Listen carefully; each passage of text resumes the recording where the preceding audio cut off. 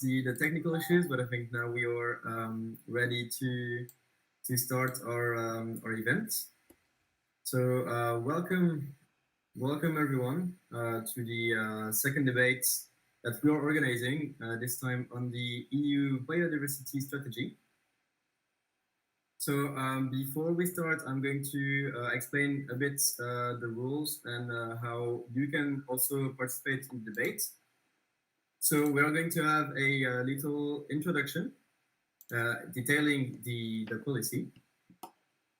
Then we will proceed to our debate with a few questions. And at the end of our debate, we're going to have 15 minutes dedicated to you if you want to take the mic and speak your mind and bring on some points. We'll have 15 minutes at the end of the event. In the meantime, if you want to comment on whatever we are saying during the debate, you can also do that by writing the question in the chat that is on the right in Google Meets. So I want to remind you that the point of our debate is to come up with a policy recommendation that we will forward to the European Commission units responsible for the EU Biodiversity Strategy. So if you feel like you can bring something to the table that we did not discuss or that you want to flag out, do not hesitate to share it with us. On this note, I think we can start our debate. So our panelists for tonight will be Edel Shanahan. You are working at the WWF European Policy Office in Biodiversity and Agriculture. Thank you for joining us tonight. Cholin Shin, you're working as the head of advocacy and strategic partnership at Stop Ecocide Foundation. You're also a member of the International Union for Conservation of Nature. And finally, Maria Dassi Romero, you are currently undertaking research on modeling ecosystem service delivery under a future scenario at the Center for Environmental and Climate Research of Lund University. Welcome to the three of you, and thank you for participating in this debate. So I will now proceed to do a little recap of the policy. So for those who have not read it entirely, as it is pretty long and hard to completely understand. So the strategy was released a month ago by the European Commission. It aims for the creation of a connected network of protected areas, covering 30% of the EU's land and seas, and a strict protection of 10% of EU's land and seas. There will be stronger implementation of the current directive to protect the environment and biodiversity. For instance, a revision of the environmental crime directives. There is a plan to restore 20,000 kilometers of free-flowing rivers and planting 3 billion trees in the EU. It wants to tackle unsustainable agriculture and fishery practices, as well as reversing the decline in pollinator by reducing the use of hazardous and chemical pesticides by 50% over the next 10 years.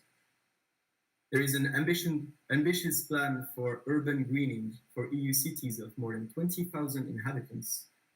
And finally, the EU wants to commit 20 billion euro per year until at least 2030. The outcome of the strategy will be an annual profit increase of 49 billion euros through conserving marine stocks, 50 billion euro in insurance saving through the protection of coastal wetlands, and the current benefit of the EU Natura 2000 Nature Protection Network is valued between 200 and 300 billion euro per year, and is envisioned to skyrocket with the increase of protected land and seas. So if everyone now is on point with the policy, I think we can start our debate and start hearing the experts on this topic. So as I just said, the EU aims to protect 30% and strictly protect 10% of land and seas. It is not the first time that the EU is giving numbers for protection of nature. There was the EU Biodiversity Plan for 2020 that actually came to an end this year. So to achieve strict protection of 10% of seas, that would mean an increase of 9%, as is currently quite shallow. So would you say that these numbers are realistic and achievable in the next 10 years? And if so, what would be their impact on the environment? So Adele, you have the floor. Thanks. So yeah, I would say that these are certainly achievable targets.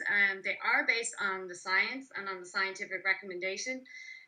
As you said, the biggest jump is really with the marine, because on terrestrial protected areas we're already much closer.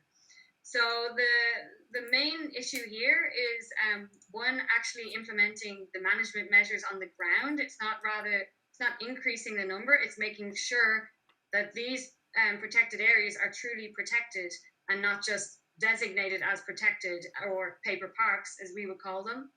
So to do that, there has to be a complete change in the member states' attitude towards specifically the marine protection and conservation, because marine biodiversity should be protected for natural values, and not just for industry, or not just for paper, and not just ticking the box. So it is achievable, but you need to change the member states' attitude towards it, and also to allocate enough funding to really implement this protection on the ground. So the EU has the European Maritime Fisheries Fund, and really WWF is calling for half of that to be spent on direct marine biodiversity and protection efforts, and then it is certainly possible to achieve.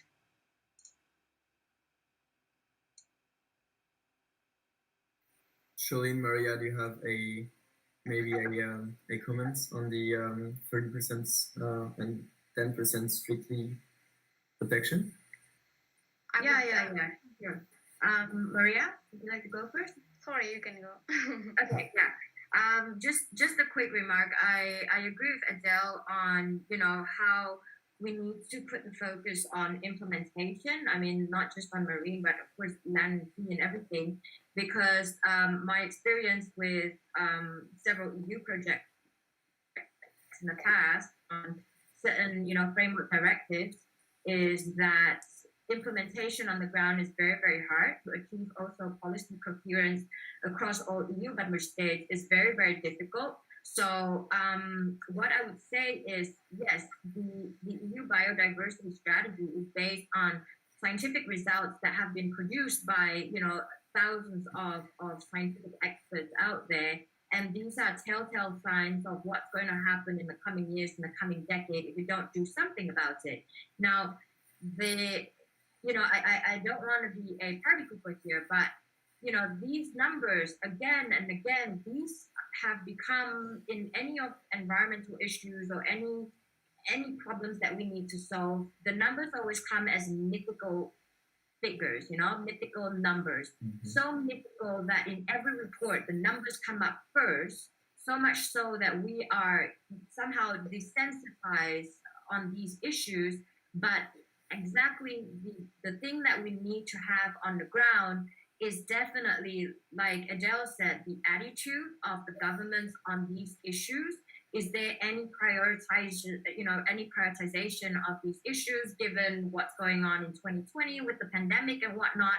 How are they going to prioritize this over everything else, over nature, over our environment? And I must say that, having worked on the Environment Crime Directive in the past, the problem is more of like a circular problem. Like, first, if you don't have data, which we already have, we have data. We have the data to work on something. Now, do you have the resources? And if you have the resources, you can work on something. Now, is there coherence? Is there, a congruity with all the member states? And oftentimes, there's very lack of capacity. And with environmental crime, also sometimes the data on the ground is lacking per member state, so much so that Without data, you don't have the resources. Without the resources, you don't have the people. Without the people, you don't get prosecutions. So I would definitely say, if this is a recommendation to the EU, they need to look at definitely the bigger picture, take the scientific facts as they are, as they come, but look at what needs to be put in place practically on the ground for this to happen, for us to meet these targets in 10 years. It's definitely more ambitious than the 2020 strategy. And the reason why it's more ambitious is because the past strategy sorely missed the mark. So, Maria, maybe?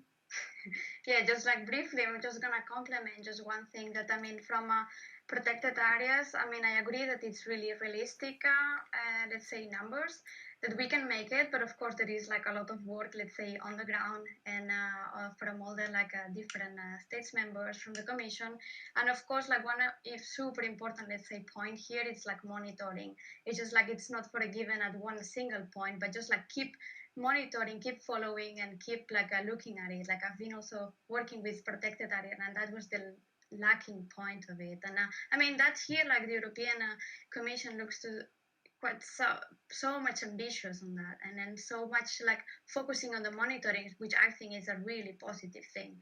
How is this monitoring gonna be? That's what we don't know. Like that's what it's lacking, let's say, from the strategy. But it's good it's there. It's good that we give numbers. It's good to be ambitious. But then of course we need to see like the how is it gonna be.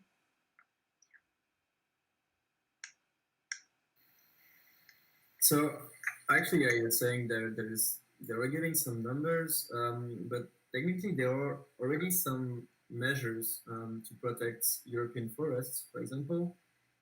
Like the Natura 2000 is already a network for protected areas. What is this strategy bringing to the table that was not already existing on top of numbers, obviously? Sure. Anybody goes, or I can go maybe. So for sure, something that is new and very much welcome is the proposal for a legally binding restoration target. So this would go beyond the scope of the Natura 2000 sites. And what we are, as the WWF, are calling for is 15% of the EU's land and sea to be restored, and that would be across all member states. I think it's about 650,000 kilometers squared on land and almost about 1 million on the sea. And this is a brand new initiative, and this is something that should be very much welcomed, which will then be put forward in the coming year. There'll probably be public consultation, and then it's the follow on from the strategy that will really be could be a game changer, because through the restoration of nature, we're not only addressing the biodiversity crisis, but also the climate crisis as well. And it's very important that these two issues start to be addressed together rather than in separate silos. So nature restoration is one of these key things that will help us to achieve the climate targets as well as the targets set in the biodiversity strategy. So this new legislation is great. We just hope that the details are as good as they need to be.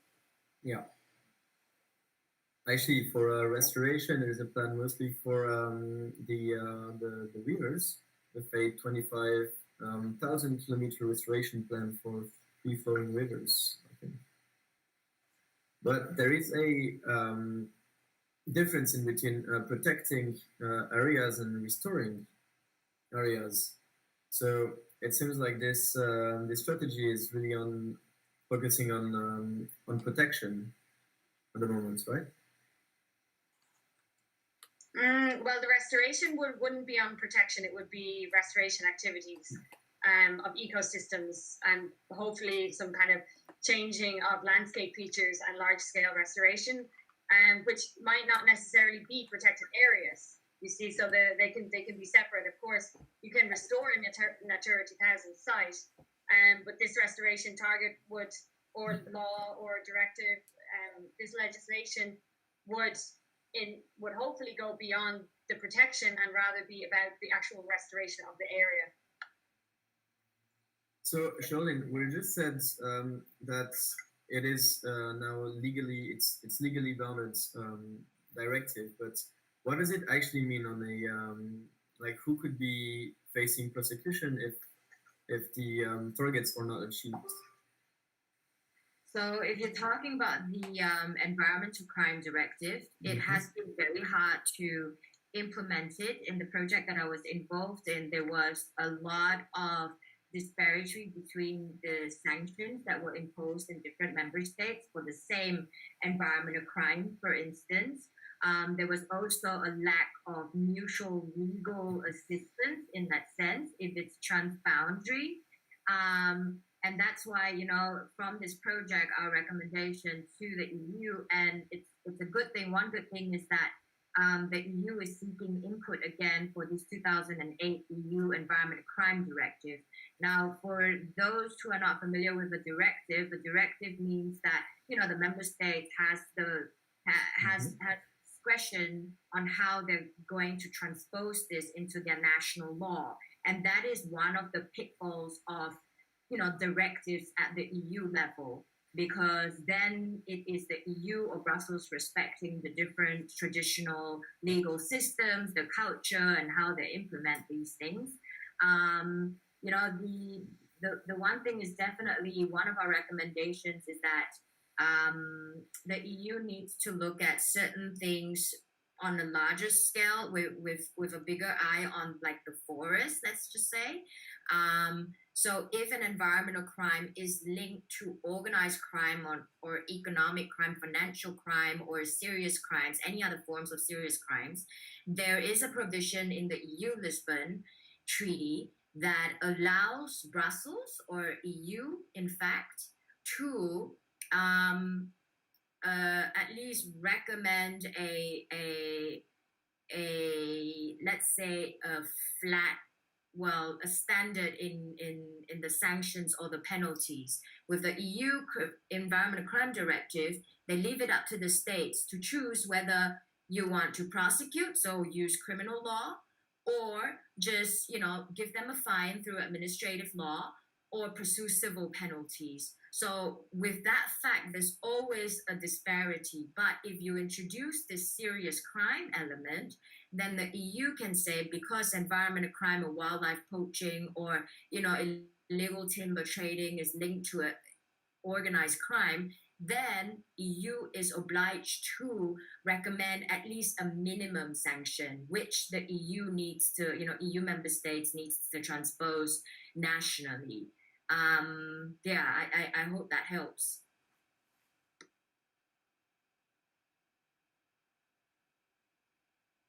You're muted, Robin. There you go.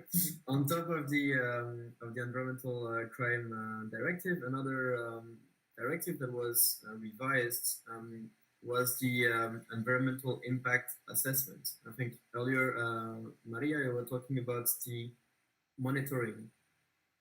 How would you feel that the revision of the assessment would be beneficial to reach our targets?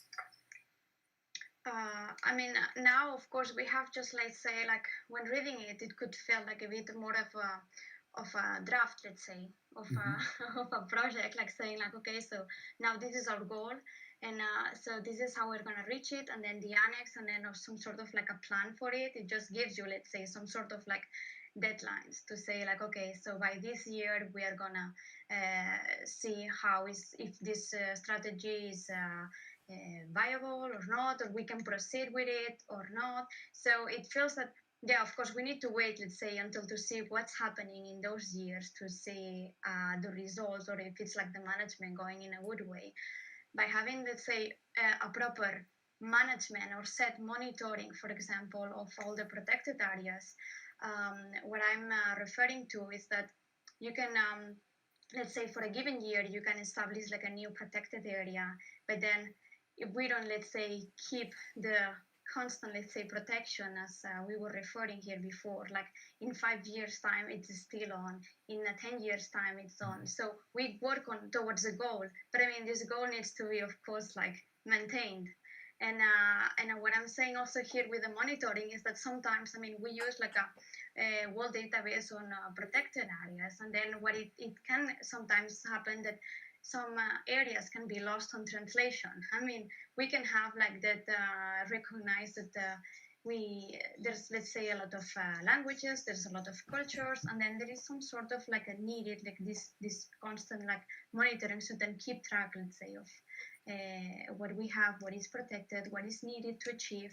It's I mean, in a sense, we can also think that to preserve land, we are almost there. But I mean, this almost there, it's not like a simple, let's say, increase of a 4%, which, I mean, it's a part already much higher what we have. And then if with marine areas, of course, it's more like, let's say, more than 100% of what we have, what we need to increase, which of course it's going to give like many benefits. And there is so much, let's say, economical benefits like from having like protected areas, but those that will only be achieved by like a proper management and a proper monitoring. So I mean, fair, when reading like the numbers, of course, like they look like we look forward to those, but this, how is it going to be, of course, the share between countries, and again, how is all this like legally binding of who provided a little bit more of area, who didn't, and which related, let's say, with other targets. Maybe, for example, some other countries might be reaching like positively in one target, but not in another one, and then how are we gonna then deal with that? And even if 30%, I would say, like, of course, that's where we want to reach, but if we reach 29, 28, that's already going to be good. I mean, the targets are there. The Aichi targets were not reached, but we needed also to have a bit of self-reflection, of course. Why did not we reach them? What is going to be then here? So it's something maybe that we also could be asking or expecting for, like a bit of self-reflection. I mean, we're not going to see that in a policy document, but it's more like working on this direction. So I actually had a question for the three of you, because that is something that came up a lot when I was talking with some friends about this policy. Is there is the goal to strictly protect 10% and protect 30%. How do you define the difference in between protect and strictly protect an area?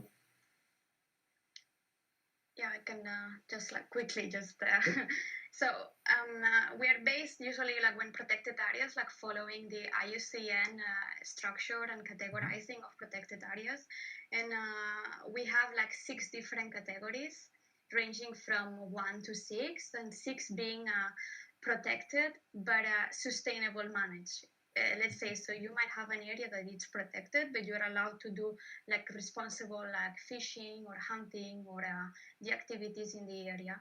While if you have number 1, that we also can divide between 1A, 1B, and that's strictly protected. So there's no human activities allowed in there. So to give you an example, that could be an area that is that really needs to be protected to protect, let's say, like some birds breeding, that they are going to be very sensitive, like to be like disturbed by human activities, or not even the national parks allowed. So national parks will go into like the second category, and then nature reserve number 3, and so on. So. Yes.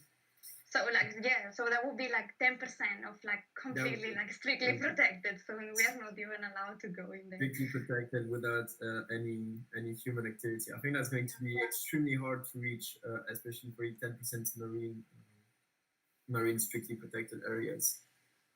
So actually, I would like to ask you overall on this on the network of protected area, what do you feel could have been done better? What was overlooked in that? Maybe Adele, if you want to jump in on this one. So what was overlooked in protected areas? Well, to be honest, one of the major issues is, like we said earlier, it's this implementation. So we have the targets, but many of the Natura 2000 sites, if you really look at them, do not have the management plans in place that should be there, or they're declared Natura 2000 sites, but in reality, they're just not protected at all. So they're just basically parks that are written on paper. And this is one of, I think, possibly the main issue with the protected areas network is just a complete lack of implementation, a lack of it actually being the reality on the ground. It's fine that it's reported back to Brussels and they say, yeah, this percentage of, okay, Ireland, where I'm in right now, is protected, but in reality, that's not happening at all. So the problem here lies with one, the implementation, and then I would actually also go back to the enforcement. So the Natura 2000 network is part of the Birds and Habitats directives, which have been around for years. I know, Birds Directive, I think 50 years or something. And there are many instances where member states are just not respecting the law. And we have seen for the last 5 years with the previous commission that in these cases were not being brought forward to the European Court of Justice. Member states were not being held to account. They were being let off the hook. Everything was being pushed down the line. We won't take any decisions. And the last commission even decided to try and open up the directives, which for us normally means a watering down of them. Luckily, thanks to a big push from NGOs and society, it didn't happen. And now we're seeing a different commission, which we're cautiously optimistic about. The early signals are quite good. Just last week, the Environment Commissioner declared the Water Framework Directive basically fit for purpose, and that they need to speed up implementation rather than prolonging it or opening it or watering it down, for want of a better pun. So yeah, I mean, I hope that this commission will bring more cases forward and hold member states more to account. And I think that's where the issue really is with the protected areas. So do you reckon, yeah, maybe there should be some more control and more enforcement of the directive? Because that is one of the thing that the biodiversity strategy is bringing, is to try to have more enforcement on existing directive like the bird directive that you mentioned. Charlene, do you have comments on the protected areas? Yeah, so in terms of what's being overlooked here, I think a big part of the 2030 strategy, the biodiversity strategy, is to also just create awareness about these things, not implementation, enforcement, but like Maria says, who is monitoring these areas, and also who's actually reporting, right? If you don't have people monitoring these places, and people do not know even that these are, protected areas, so what do you do to even report? So I've worked with BirdLife International in the past, and what they're saying is that in some of these protected areas, where certain bird species are protected, there are still hunters going in. There are still people, bypassing and trying to go through the legal loopholes and creating havoc. For instance, they're using different types of nettings or whatever it is that bypasses the law. So I really think that creating awareness amongst just the general public about these areas, in the EU, I'm not too worried about this being set up. If there is a will, there's a way. Unlike other places in the world where even if it's a heritage site, I mean, I'm just talking South America here, for instance, Amazon, no one's monitoring. Everyone's going in there digging for gold, digging for oil, and there's no enforcement, there's no monitoring there, there's no reporting, and even if there is, there's no follow-up. So with this new strategy, I'm really hoping that there's definitely more feet on the ground to make sure just you and I can keep a lookout on what's going on, and that there is a reporting mechanism that just regular folks can go to and report an ombudsman or something, and make sure that this goes up to the level of the ECJ, the European Court of Justice. Yeah. So we got one question, and actually that is something that we talked a bit before the event. But the biodiversity strategy pledges 20 billion a year for biodiversity. Yet in the 750 billion recovery plan proposed by the Commission, there is no mention of biodiversity. Where would the money be coming from? Yeah, that's the question I'm asking. Yeah, so that's a very good question, and that's something that we're really not happy about at all. 1 week you have 20 billion a year to the biodiversity strategy, and the next week you have such a massive amount of money, and no increase in funding, not even to the LIFE program, which is I think now at 0.6% of the MFF. It's very concerning. I unfortunately don't have the answer to where this money is going to come from. I saw somebody said the multi-annual financial framework, which is the EU budget. I personally don't see it coming from that as it stands. I'm not following the MFF discussions so regularly, but I don't see that there's going to be 20 billion a year coming from that if the recovery package didn't announce anything yet. It's certainly something we're going to be asking for, and it's something we're going to be calling for, because the important thing to note is that this isn't just spending money, these are investments.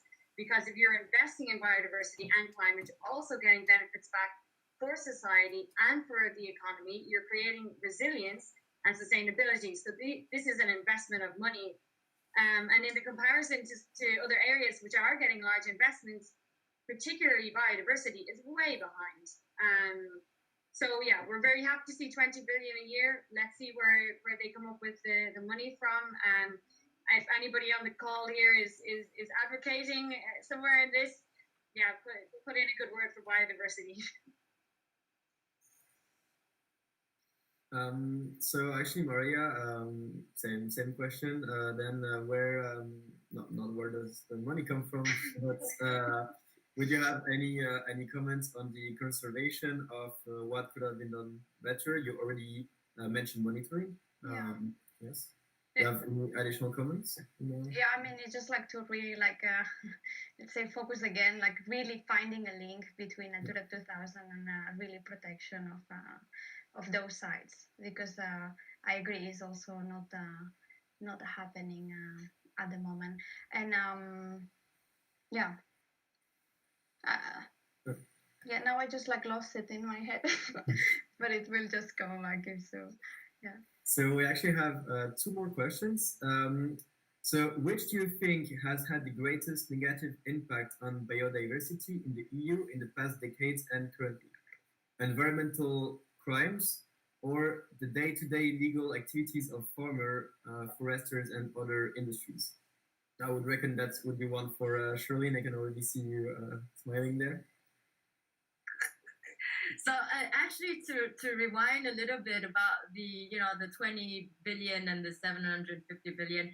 Now, I think off the top of my head, the EU Biodiversity Strategy calls for funding coming from the private sector as well. So I think in this case, they are also trying to rely on some sort of partnership with the private sector. And, in all honesty, for that to happen, it really, we're going to need a lot of very progressive multinationals and companies to be on board on this, and for them to pledge, and for private foundations also to pledge money here. So I guess that's one way of looking at where the money would be coming from, and not just from EU pockets or EU member states or taxpayers' money at some point. Mm-hmm. But to answer this question on the negative impacts of biodiversity in the EU, I would definitely say that the EU, unlike the rest of the other regions in the world, have done pretty well in terms of environmental impact assessments, and having cases go to the ECJ to halt anything that may affect or destroy the environment. The one thing I would comment here about this question is whether or not it's coming from the activities of farmers, foresters, and other industries, Farmers, I would say most definitely. So I'm very happy that this 2030 strategy actually also focuses on organic farming, because in most countries in the EU, they are very farmers are very heavily subsidized by the government. Heavily, I'm telling you, a lot. But in the past, the Netherlands, for instance, gives out a lot of subsidy to Dutch farmers, and in the past, the court has come on down on these farmers because, let's say, for instance, a subsidy is given to farmer A to grow strawberries and tomatoes, but the subsidy is being used to also grow three other types of crops, which is not in that agreement for the subsidy. So what has happened is that almost 100% of these cases that have gone to court using satellite images to prove and show that there is evidence this guy is abusing the subsidy, that these people, they have to pay a fine, if, essentially. But of course, if we're looking at farmers, foresters, and industries, I'm not so worried about what's going on in the EU, but I'm worried about like the French mining companies. French mining companies in different parts of Africa, in different parts of Asia, and all those kind of things. It is part and parcel of human rights abuses, also environmental crime. It's also unsustainable what they're doing. These are consume goods that are coming, products that are coming into the EU. And if I may even link this to a larger thing, which is SDG, and the UN is all about the SDG goals, right? SDG 12 is on what is it? Sustainable consumption and responsible life. Mm-hmm. That is one of the goals of the SDG that has been very poorly met. And I'm even talking about poorly met even by major, big developed countries like the Scandinavian countries. It is still very amber, so we're not going green on that side. So in terms of activities of farmers, I really think that it all depends on what sort of legislation come from the EU to say that, okay, you need to use less pesticides, or you need to have a certain amount of organic farming, and da-da-da-da-da. So enforcement, I think, in that sense would be very key, and also working together with watchdogs. What can I say? So watchdogs are normally NGOs or people who are very, very interested in these things, or even movements from people, calling out on again industries and companies. But do the public know where to go in order to report these cases? So I think there's also like a public knowledge gap that needs to be fed into. So yeah, I hope that answers your question. Yeah, I think I hope whoever asked the question got the answer. Thank you very much, Charlene, for being very passionate about the topic. So we got actually a few more questions coming. James is saying, as a skier, a mountain lover, will the strategy cause limitation for ski resorts to expand, or will it affect existing areas? And if you have any knowledge or expertise on fluorocarbon ski wax, or thoughts on salts to create perfect snow condition, you want to have a go at it? I can. Okay, so the question on the fluoro something, this is not something that I understand to be a part of the EU Biodiversity Strategy. I'm guessing it's in some, possibly will be regulated through another directive on chemicals, or some other, or wherever ski resorts fall under. What I can say about the expansion of ski resorts is the protected areas. One of the positive things about this expansion of the 10% protected areas is also has a specific mention to these old growth and primary growth forests, which very often are close to ski resorts.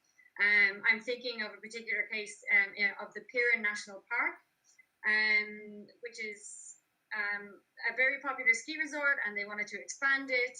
And it was illegal to do it, so it's not happening, but they're still trying to expand it. And in these instances, the EU Biodiversity Strategy could come into play, but again, it's actually more the Birds and Habitats Directive, where you have the legal element of strictly protecting these areas. So in that case, they can't expand ski resorts because they need to be better planned. They shouldn't be destroying natural or old-growth forests. And for me, that's the biggest relationship I know with skiing. Apart from that, I'm not so sure. So we actually got an answer from Martina. Thank you, Martina, for fact-checking stuff for us during live. So the MFF for 2021 to 2027 only has a 5.4 billion euro anticipated to the live program. We'll have the answer. So we got some other questions that are rocketing here at the moment. So if those investments can protect our assets in the future, should there be co-founding mechanisms between public and private sector? Maybe Maria, if you want to have something to say on it.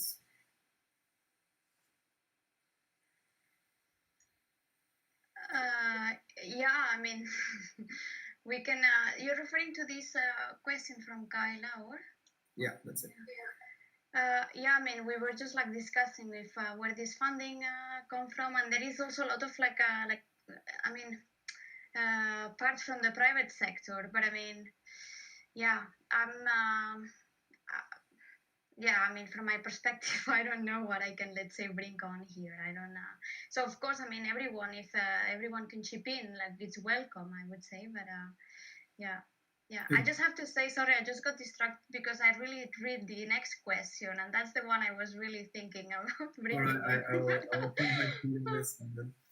So maybe for the public and private sector, Adele, you just said that some of the primary forests that will be protected or near ski resorts, you reckon maybe some part of the financing could come from the private sector, maybe on that side, for instance, for this specific case. Yeah, okay. So this is, I think, a question more about along the lines of sustainable finance, right? So it's about investing in biodiversity and climate, which I will admit I'm not an expert on. I think that there certainly is a role to play for the private sector. I think to exclude them as people who aren't going to help it or whatever is not so helpful. I think the point is that we need to get the sustainable investments. I know that the EU is developing their rules for guidance on investment, which is taxonomy, but we'll call it their guidance or their labels for investments. And this would be a good tool then to move forward. But yeah, exactly unlocking the funds or where it would come from, I'm not so sure, but I think there is certainly a role to be played. Right. Yeah, I reckon there's definitely a role, as in the end, probably ultimately all benefits from this, as it was said in introduction. There's about a 50 billion euro that is planned to be saved by the insurance companies. So we're going to move on to the next question, which is, should the biodiversity strategy entail a citizen science approach to monitoring and reporting of the activities that take place within monitoring areas? So I think, Maria, you wanted to have something to say on it? Yeah, I'm just gonna say that I mean, citizen science plays a very important role also in collecting data and to be used also for all this scientific research. And indeed, like that could be just great also as a way, let's say, to get close to nature, to everyone participate. And there is I really like it also, like from the strategy, there is a part dedicated also about knowledge and then how to involve also like the public. I mean, public needs to know that protecting biodiversity is also for themselves. It's not something that we are, let's say, like far away from it, and that we are also getting the benefit from it. And if we can take part of by monitoring, for example, with citizen science projects, I think it's welcome. I mean, it's spectacular also when we have these bio blitz, for example, like sessions. It is like, let's say, let's gather for a day, like how many biodiversity, how many species we can count, let's say, in our surroundings. And then that's a very nice, let's say, participation to just gather and yeah, learn from it. And then when you learn to appreciate it, and then you also understand why it's important to protect it, and then what you can also benefit from it. Apart if that I mean, cultural, like say, values from nature are more than yeah, recognized. That's actually very, very interesting. I think that is definitely something we can bring into our policy recommendation, than to have to maybe more strongly emphasize the citizen science approach. Actually, I think it's interesting how those two questions are not entirely related, but one is talking about private funding, and the other one is talking about individual approach to the biodiversity strategy. And I reckon that is something that was a bit overlooked in the end in the strategy itself. That is mostly talking about policies and directives without really taking into account any individual aspects to it. So we can a bit move on onto our debate, because there is something we haven't really mentioned, and it's the sustainable agriculture and fishery practices. Actually, Maria, I wanted to ask you, because that is mostly your field. I wanted to ask you about pollinators. So the strategy aims at reversing the decline of pollinators, but that was already the aim of the 2020 strategy. And reports from the EEA, the European Environmental Agency, showed that the funds were not put to good use, and that we did not succeed for 2020 to reverse the decline in pollinators. So do you reckon the new objectives can be achieved this time? Yeah, I mean, I would say that, of course, like pollinators is not like a easy question. That I mean, in ecology, there are so many factors that we cannot just like control, let's say, in a lab, and then we know all the answers. So that's why it was like already a difficult target to achieve.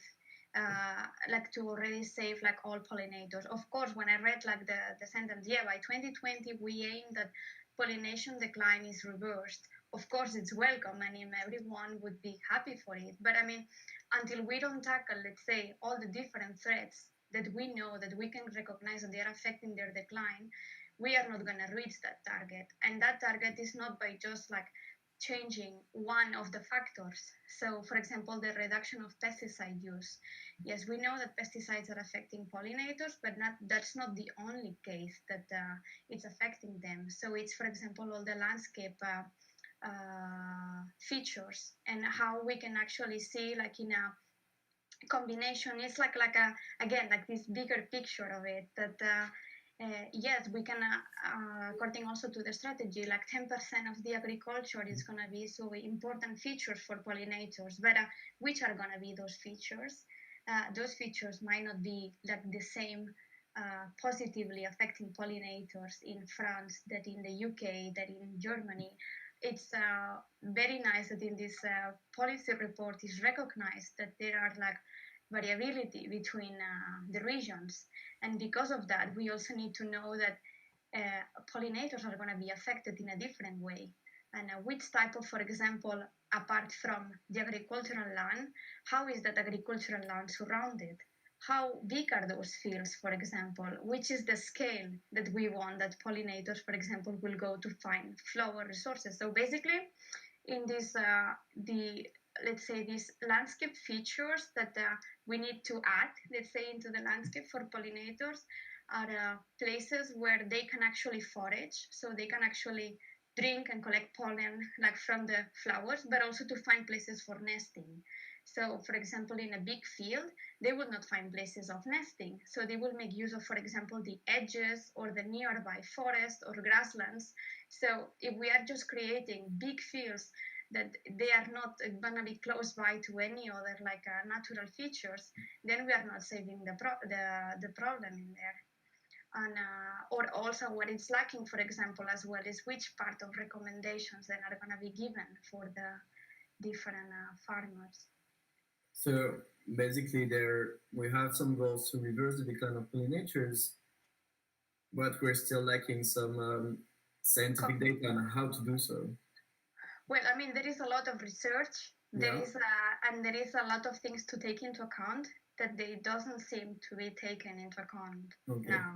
And so that it's more like to recognize exactly the conservation value for all these different landscape features and how it's going to be implemented for the different regions. It's like, to give you an example, if a farmer knows that they can have like an alternative also to get, let's say, like extra incentives, like to help pollinators, so very welcome, he's gonna like accept that and to work for it. But if he's actually using a measure that is not helping pollinators, here we are not getting a win-win at all. Like so we're not gonna help even the farmer to get a better yield, let's say, because we know that pollinators help to get also better yield. But we are not going to be helping the pollinators because maybe that landscape measure had nothing to do with for the pollinators.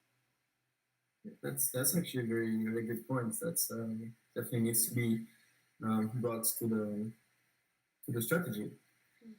So we have another. I think Eden wants to say something. Yeah, sorry. Just on that topic. So to zoom out a bit from looking solely at pollinators. We can take a look at all of the agriculture targets that are proposed, which is the 25% organic farming, there's the pesticide reduction, and this kind of 10%, we call it space for nature, on farmland, right? Now, whether we achieve the kind of exactly the 50% and the 25% and the 10%, of course, we want to achieve it, but rather they're giving a political orientation towards a new food and farming system, because the industrialization of agriculture is the leading cause of biodiversity loss in the EU, right?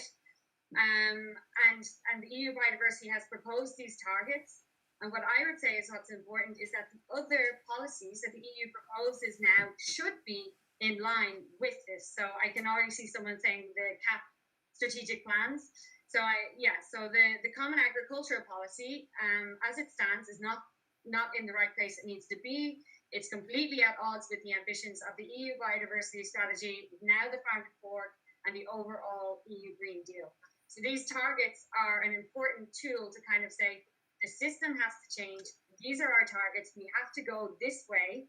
And it's important for that because it's really saying that in the next 10 years, we have to change our food and farming system. It has to become more sustainable. It has to become more resilient. And it has to reduce its dependency on agrochemicals, which are the pesticides.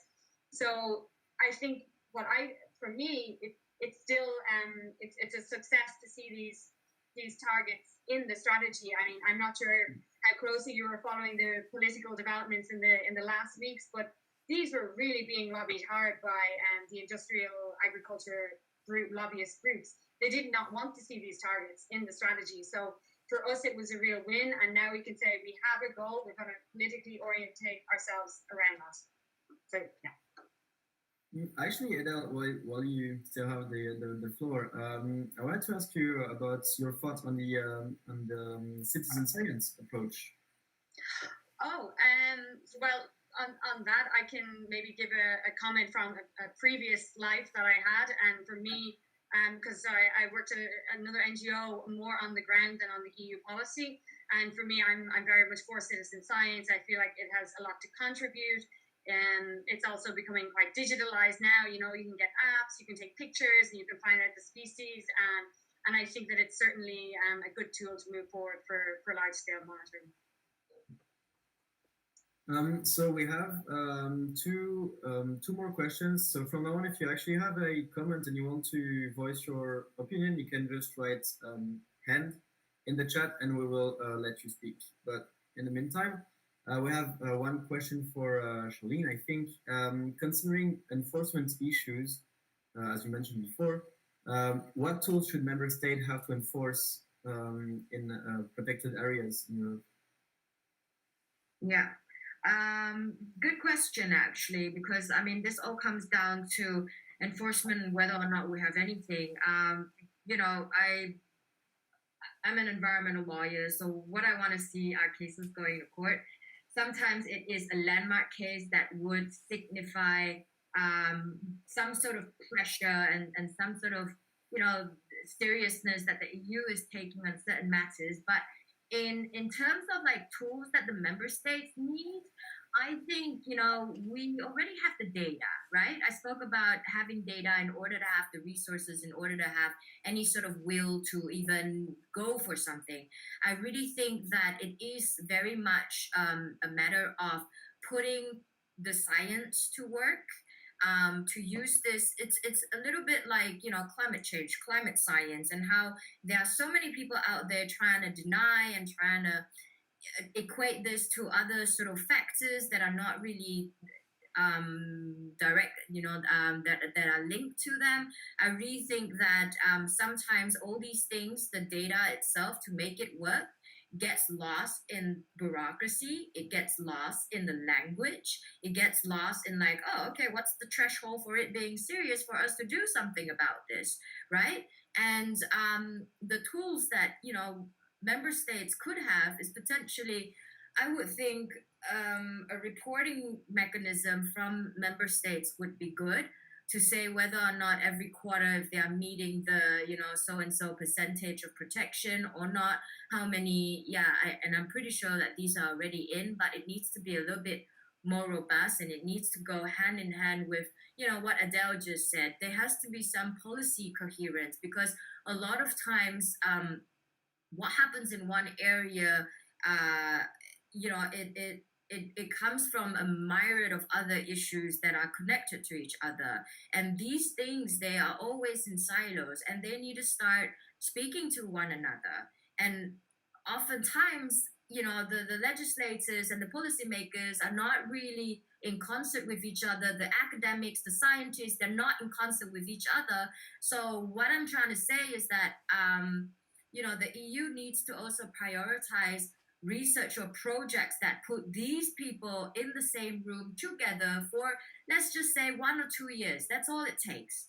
Yeah, that's all it takes for them to come up with actual policy recommendations, actual things that need to happen on the ground, actual things that the EU needs to, you know, look out for in order to put in the right tools in the right member states to enforce this. And also, I mean, I cannot say enough that there are already institutions out there, you know, enforcement agencies like Europol. And Europol, my conversations with them is also that there's always this difficulty in getting member states to work with one another. And I think that is very key. And if I can also just go back to the citizen science thing, if I understand this very well, it's really ground truthing. It's really, you know, like people on the ground taking pictures and sending this off, which has to work miraculously in other parts of the world. And if this can happen in Europe, that would be great. Yeah, that's what I'll say.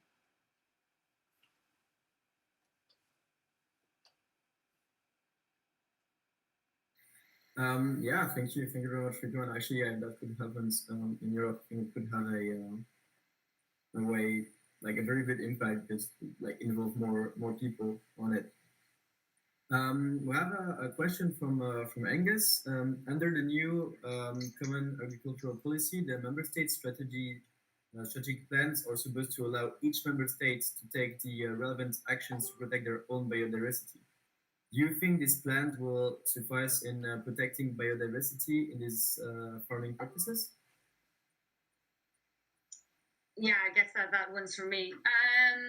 Ideally, we want to see these in the Common Agricultural Policy agreed from the Agri-Fish Council and the Parliament and the Commission.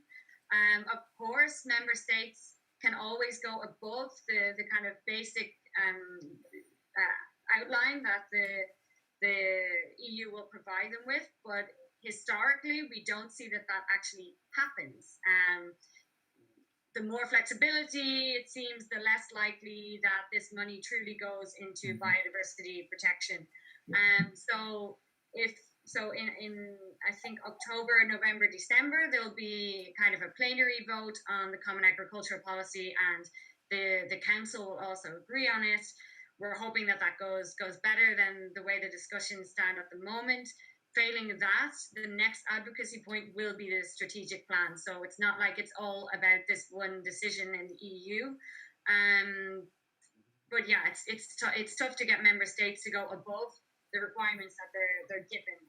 Of course, it does happen in some instances, but I'd much rather see it coming already from the EU institutes than being handed over to the member states just to do with it as they please.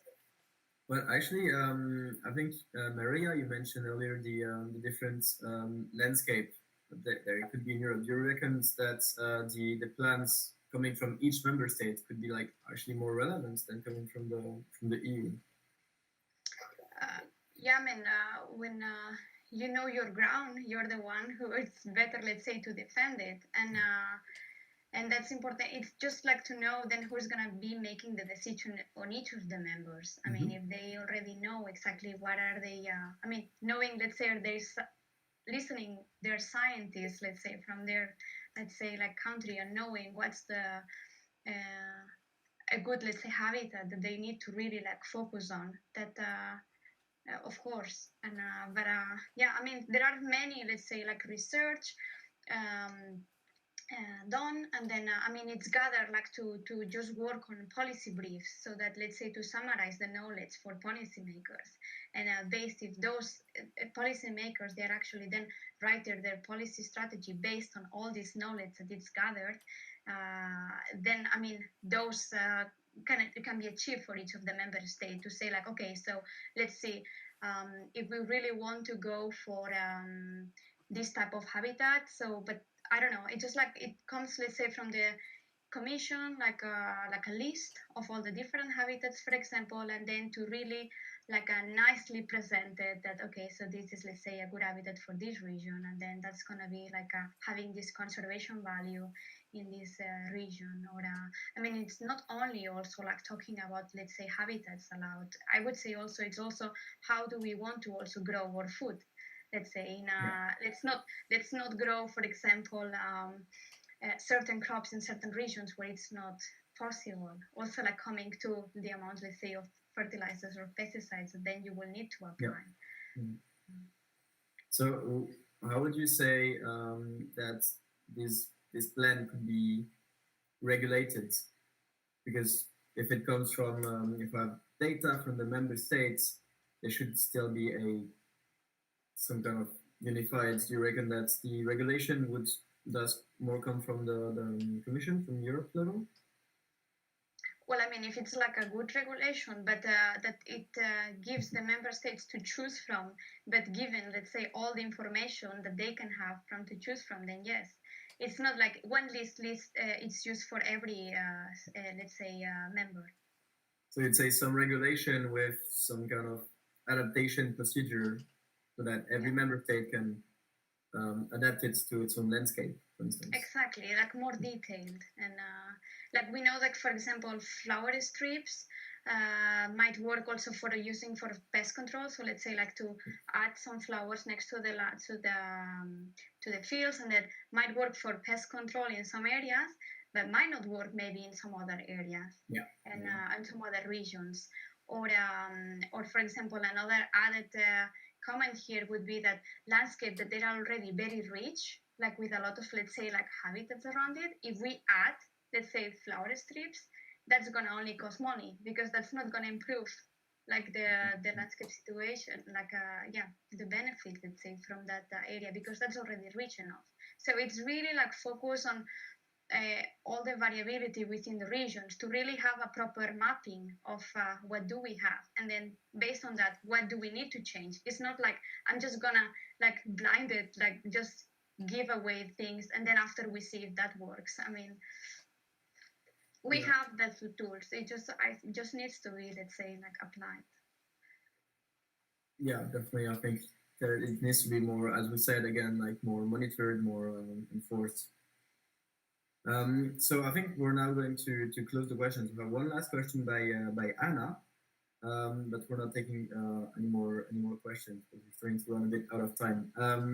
So there is a part of the EU Biodiversity Strategy that asks for more ambition and commitments worldwide to a global biodiversity agenda. Do you think this strategy will be more effective than all the goals set before, as Paris is basically ignored? And do you think it will have a real effect on the EU's trade and relation as compared to being only limited to the EU? I think that was following Sholin's comments. So maybe Sholin and I think Edel, you probably have something to say from the WWF perspective. So whichever wants to start. I think I'll just start off very briefly. So I would definitely say that this EU biodiversity strategy draws inspiration from the IPBES report that came out in May of 2019 last year, and it also draws inspiration from whatever climate action needs to happen, and also the SDGs, right? These are all very big global goals. And how does this tie to EU's trade relations?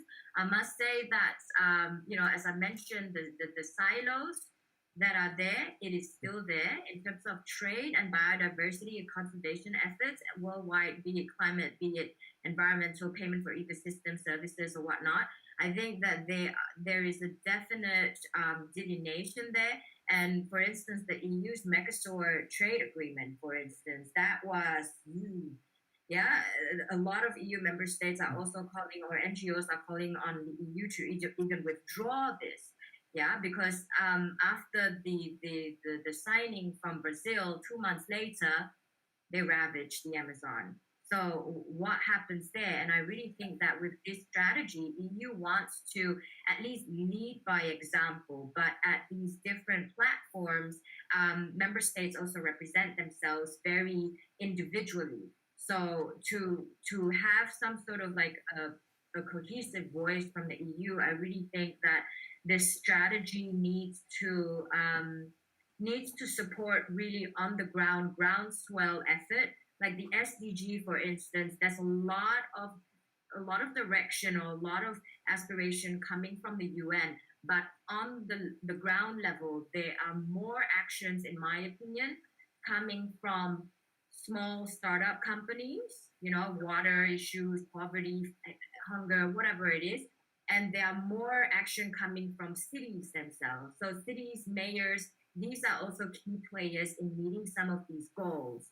So trade, whether or not it's effective, I really think that there has to be some sort of conversation. There needs to be some sort of cohesion there. Adele? Yeah, I mean it's a very good question. So I've worked a little bit on the global biodiversity framework. The idea is that the EU needs to bring this strategy to the table and lead the way and say, look, we've created this great strategy. Now the rest of the world has to not fall in line, needs to join us up here with these ambitions. And for that to be credible, the EU has to implement this strategy that they've just announced. And then they can go to this global table where they are one player, as you mentioned. The call is for this ratcheting up mechanism to be in the new global biodiversity framework, which is basically these like stepping stones to achieve the target. So it's always done in this kind of zigzag, basically as stairs, which I believe is in the Paris Agreement. Whether it's working or not, I can't really say. I guess there has been some progress, but certainly not the progress that was hoped for. But yeah, I mean, the hope is that this one will be different. I know that WWF in Europe is calling for something more legally binding, right? So that there would be some teeth. I have also read criticism of this, that this is a very EU way of thinking to bring in a law and make it legally binding, and it doesn't happen in all parts of the world, which I can imagine is probably true. So just for a bit of a situation overview of how the negotiations are going. Will it be different? I'm hopeful it will be different. I think it will be a big moment, at least for biodiversity awareness, as there's a lot of work to get this heads of state agreement across the world, where they, like the Paris Agreement, where they'll sign this international declaration saying, you know, we're going to reverse biodiversity loss by 2030, and hopefully it's not all just nice words. Hopefully it's actually actions, and time will tell. Yeah, let's see. Maria, do you want to say something on this question too? Yeah, I mean, I think they have covered like wonderfully, like all the aspects, and again, like of course, that's kind of like being super prepared for this coming biodiversity framework from the Convention of Biological Diversity, and then to be ready, to be everyone following. But of course, I mean, time will see as well, as they mentioned, how is it going to happen also with the rest of countries, and also with this strategy, let's say biodiversity strategy, time will see as well. And then I'm really looking forward personally also to see how are all these like short term, let's say, goals, like what's gonna be at the end. I mean, most of these strategies are now, let's say, on the table, but they're gonna be like, of course, like more like drafted with everyone, like more clear details, like next year, maybe after, and the revisions, and then we can see actually how this is moving forward. Actually, if I may pitch in on this question as well, I would say that compared to, for example, the Paris agreements, which was a like very most countries agreeing, now we're actually getting some numbers on what the protection will bring in terms of economics. So that will actually bring 50 million there. That will bring 300 billion on that side. So I think that might actually push also for more actions on the member state side. I think now we're actually running a bit out of time, so we might need to wrap up. So I would actually have a very last questions for a few of you. Very briefly, as you know, we're going to send some policy recommendation based on our conversation this evening. So what is the one recommendation that you would add to the biodiversity strategy? Charlene? Or not if you're not ready? Well, yeah, no, I can definitely round up on this. You know, I'll just summarize what I said before.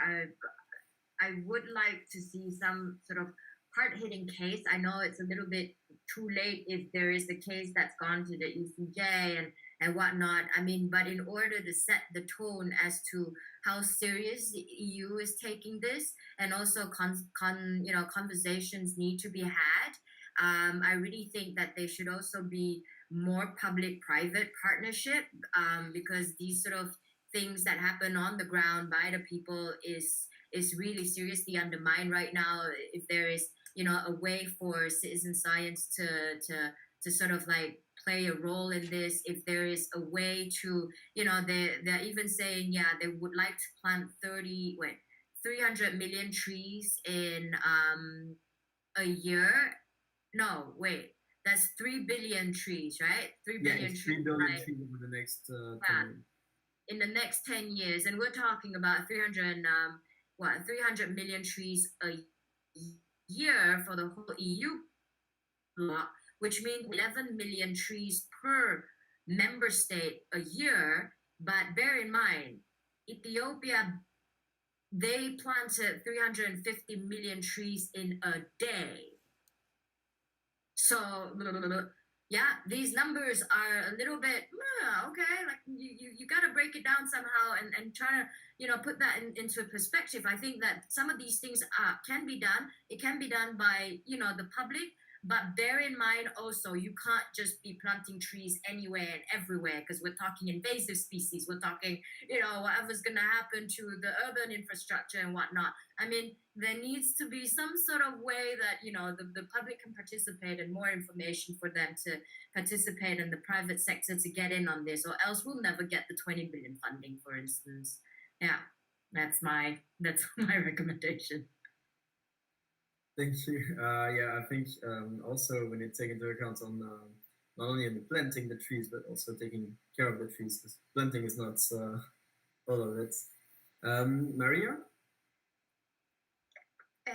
Yeah, I mean, planting the trees as well. Are we gonna take into account all of these ones that we use also for timber production and global number? It's like, yeah, I mean, of course, one of my recommendations that despite that all these nice, let's say, ambition goals, like details, we want the how to and the process for it.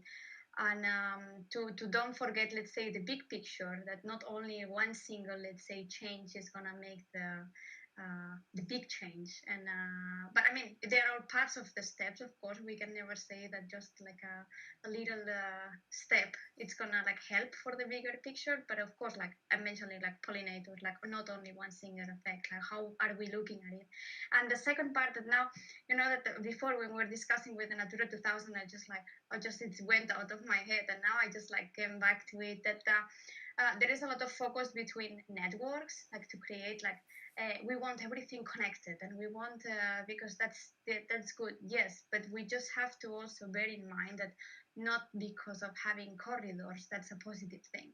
If we don't really take care and protect a quality of the habitat, like making corridors between, let's say, bad habitats is not gonna like bring anything good.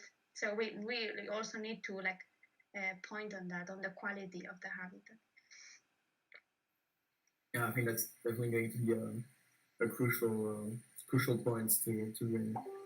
And maybe Adele, if you have some yeah.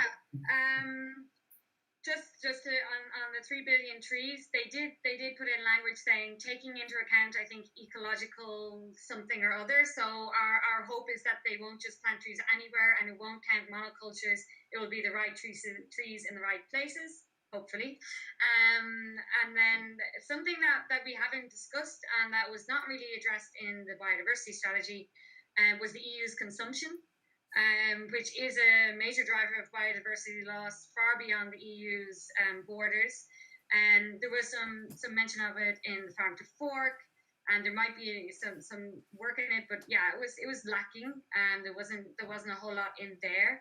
I would also say on concrete funding mechanisms, we've discussed it, but yeah, it needs to be concrete. We need to know if this money is really coming, where it's coming from, and that it's not kind of greenwashed in a way, say counting agricultural subsidies as money for biodiversity, because all reports show that it hasn't quite worked out as like that.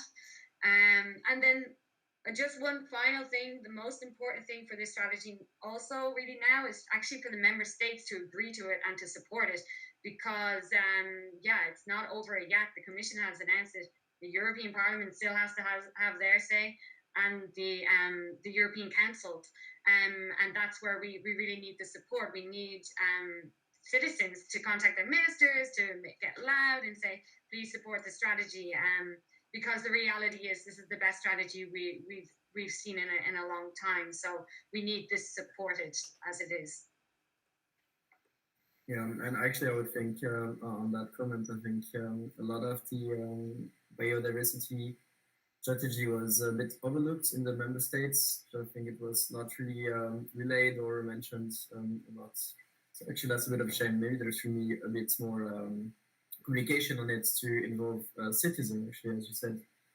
Also earlier, that would actually might help push for it.